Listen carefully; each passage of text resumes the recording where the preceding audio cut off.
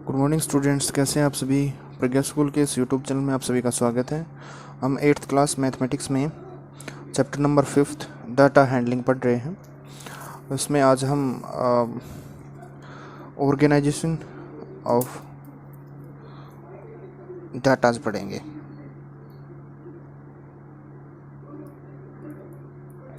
Organising the data.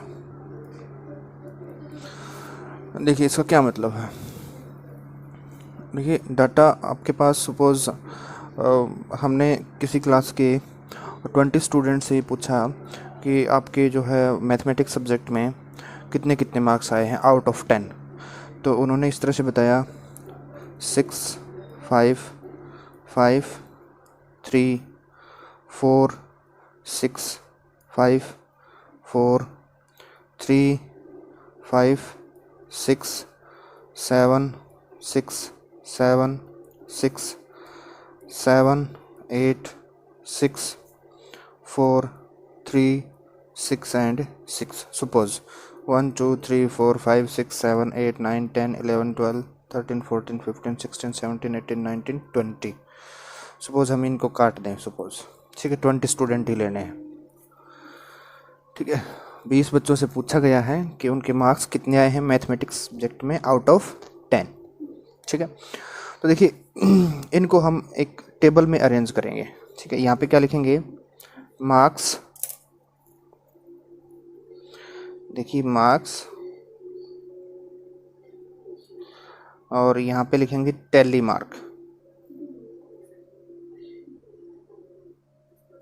और यहाँ पे लिखेंगे फ्रीक्वेंसी। देखिए ऐसे टेबल प्रिपेयर करेंगे एक।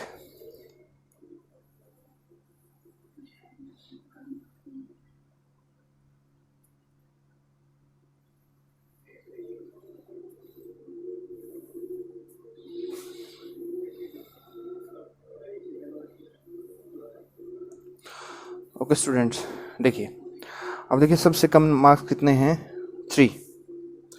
अब काउंट करेंगे कि कितने स्टूडेंट्स के 3 मार्क्स आए हैं। सो 1, 2, ओनली 2 स्टूडेंट। तो टैली मार्क में 2 को हम इंडिकेट करेंगे 1, 2, इस तरह से ये लाइन खींचेंगे 1 और 2। मान लो आपके पास 3 हैं तो 1, 2, 3, 4 हैं तो 4, 5 के लिए हम क्या करेंगे, इस तरह से 4 को यूँ क्रॉस करेंगे, ये आपके 5 हो जाएंगे। और 6 के लिए एक ये 6, 7, ये 7, 8, 9, अगेन 10 के लिए ये। ठीक है, 11 हो तो आगे, इस तरह से ये प्रोसेस चलता रहेगा। ठीक है, तो देखिए 2 हो गए, तो फ्रीक्वेंसी में आप नंबरिंग करें इसकी 2। फिर 4 मार्क्स वाले स्टूडेंट काउंट करेंगे, 4 मार्क्स 1, 2, ये भी 2 ही हैं, तो 1, 2, अगेन 2। ठीक है, फिर 5 मार्क्स वाले काउंट करेंगे, 1, 2, 3, 4, 4, 5 मार्क्स वाले 4 स्टूडेंट हैं, 1, 2, 3 एंड 4, और यहाँ पे 4। ठीक है, इसके बाद 6 मार्क्स वाले देखेंगे, 1, 2, 3, 4, 5, 6, 7, 8। तो 8 कैसे करेंगे, 1, 2, 3, 4, 5, 6, 7, 8, यहाँ पे 8 लिख देंगे। अब 7 के लिए 7 है आपके 1, 2 एंड 3, 1, 2, 3, यहाँ पे 3 लिख देंगे। 8 मार्क्स ये आपके हो गए ओनली 1, तो ये 1 हो गया। इस तरह से हम देखेंगे कि ये जो है टोटल स्टूडेंट आ जाएंगे आपके पास 4, 8, 12, 12 और 16, 18 एंड 20। टोटल कितने हो गए, ये 20 स्टूडेंट हो गए। ठीक है, ये उनका टैली मार्क हो गया, ये मार्क्स हो गए। ठीक है, इसको टेबुलर फॉर्म में भी बोलते हैं, या इनको फ्रीक्वेंसी डिस्ट्रीब्यूशन टेबल बोला जाता है। इसको क्या नाम देंगे हम, frequency distribution table. Distribution table. ठीक है, इस तरह से इसको फ्रीक्वेंसी डिस्ट्रीब्यूशन टेबल में अरेंज हम कर सकते हैं। अब देखिए सपोज ये तो थे मान लो 10 तक। अब स्टूडेंट्स भी ज़्यादा हैं और आपसे पूछ लिया जाए कि आउट ऑफ 100 मार्क्स पूछे गए हैं मैथमेटिक्स में, तो देखिए 100 में से और 60 स्टूडेंट, तो इतने सारे डाटा आपके पास इकट्ठे हो जाएंगे। सपोज़ हम यहाँ पे लिख दें, जैसे सपोज़ 60 स्टूडेंट हैं और मार्क्स भी कितने हैं, 60 ही हैं, ठीक है। तो देखिए यूँ लिख दें कि 23, 37, 48 या 50, आउट ऑफ 50 मान लेते हैं, 11, 10, 16, 23, 14, 16, 17, 37, 48, 21, 20, 19, 15, 14, 13, 31, 32, 33, suppose 42, 47, 49, 48 और 50 एंड सपोज 2, फिर 6 कह दें, 7, 8, 9, ठीक है। सपोज इस तरह से हमने कितने बच्चों के मार्क्स पता कर लिए, 60 स्टूडेंट्स के मार्क्स पता कर लिए और आउट ऑफ 50 मार्क्स में से, ठीक है। तो देखिए ये बहुत लंबा प्रोसेस हो जाएगा। इसको हम छोटा करने के लिए हम क्या करते हैं, फ्रीक्वेंसी डिस्ट्रीब्यूशन टेबल ही प्रिपेयर करेंगे, लेकिन उसको बोलेंगे ग्रुपिंग डाटा। देखिए क्या करेंगे, सेम वही पैटर्न है, बस उसमें एक थोड़ा सा डिफरेंस आपको देखने को मिलेगा। यहाँ पे हम लिखेंगे ग्रुप, ग्रुप्स कह लें, इसका दूसरा नाम हम देंगे क्लास इंटरवल, क्लास इंटरवल्स। यहाँ पे अगेन टेली मार्क्स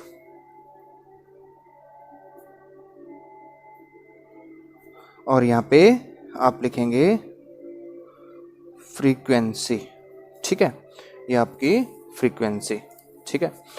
अब देखिए क्या करेंगे हम, ये ले लीजिए आप इस तरह से,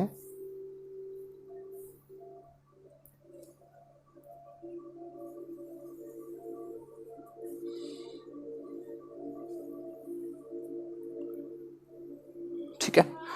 अब देखिए क्या करना होगा आपको, क्लास इंटरवल का मतलब हम जैसे यूं देख लें कि 0 और 10 इन मार्क्स, इस इंटरवल के बीच में कितने बच्चे हैं वो हम काउंट करेंगे यहाँ से, ठीक है। जो मार्क्स हैं यहाँ से हम काउंट कर लेंगे, जैसे 0 और 10, फिर 10 to 20, फिर 20 to 30, 30 to 40 एंड 40 to 50, ठीक है।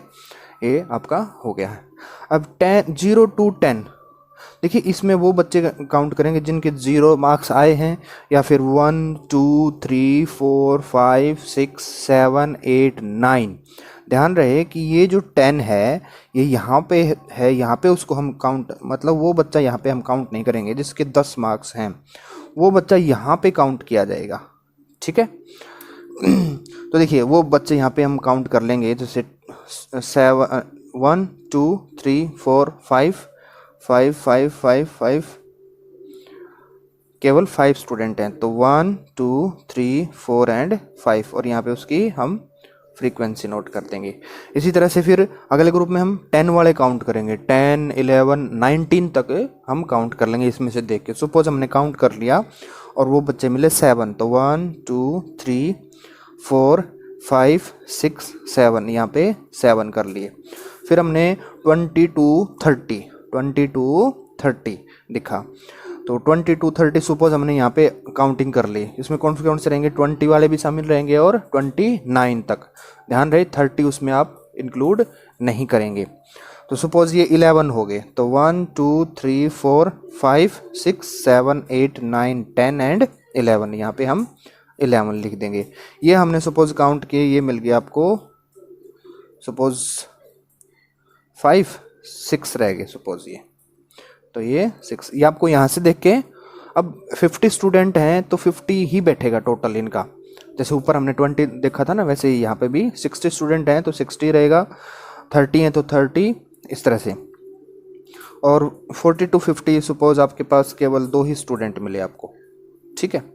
ये आपका क्या हो गया, ग्रुपिंग द डाटा, ठीक है। ये भी आपकी क्या होगी, ग्रुप्ड फ्रीक्वेंसी डिस्ट्रीब्यूशन, ग्रुप्ड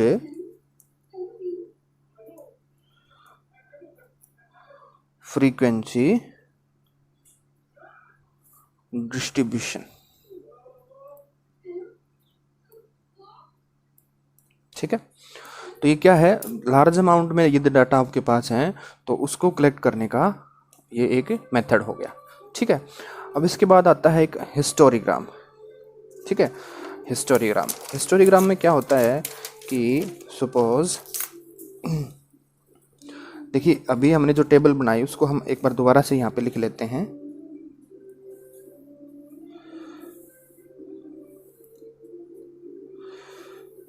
यहाँ पे उसके क्लास इंटरवल लिख लेते हैं 0 to 10, 10 to 20, 20 to 30, 30 to 40 and 40 to 50। और यहाँ पे हम उसके क्या लिख लेते हैं, फ्रीक्वेंसी लिख लेते हैं। जैसे क्या था, 5 था, 7, फिर देन 9, फिर 11, फिर 3, इस तरह से सपोज यही होगा। कोई नहीं भी है तो कोई बात नहीं, एक बार हम अज्यूम कर लें कि ऐसे ऐसे टेबल हमारे पास थी, ठीक है। अब देखिए हिस्टोरीग्राम क्या होता है आपका, हिस्टोरीग्राम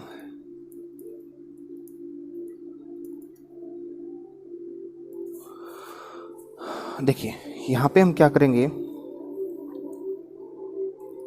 ये एक XY 2 डायमेंशन प्लेन में हो गया।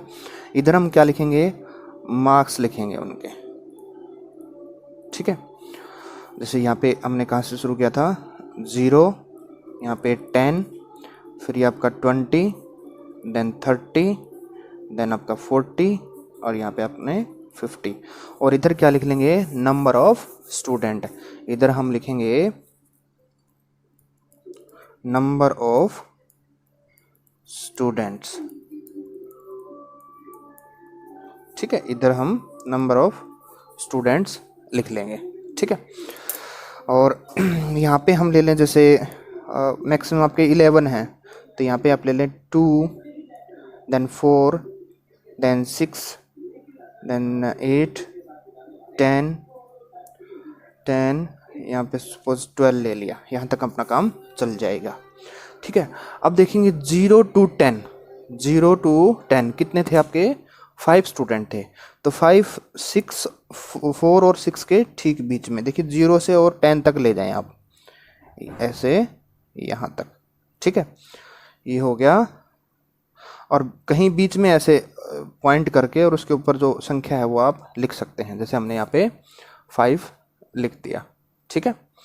फिर इसके बाद 10 to 20 हमारे पास 7 स्टूडेंट हैं, तो 7 आपका यहाँ तक आ जाएगा। तो इसको आप यूँ बना दें, 10 to 20 आपके पास थे 7, ठीक है। देन आपका 20 to 30 कितना था, 20 to 30 आपके पास 9 स्टूडेंट, तो 9 हो जाएगा, इससे भी यहाँ हो जाएगा आपका 9, तो उसको आप यूँ लिख दें 20 to 30, ठीक है। ये आपका हो गया 9। देन 11, 30 to 40, ये आपका हो गया 11, तो 11 आपका यहाँ हो जाएगा और इसको आप यूँ दिखा सकते हैं, ठीक है। ये आपका 11 हो गया। 40 to 50 ये आपके पास 3 हैं, तो 3 आपका यहाँ हो जाएगा, ठीक बीच में ले लें आप, ये आपका 3 हो जाएगा, ठीक है। ये क्या है, हिस्टोरीग्राम। इन डॉट्स को आप मिला भी सकते हो, ठीक है। इन डॉट्स को आप डॉटेड लाइन से मिला भी सकते हैं। ये अप एंड डाउन होता रहे कोई बात नहीं।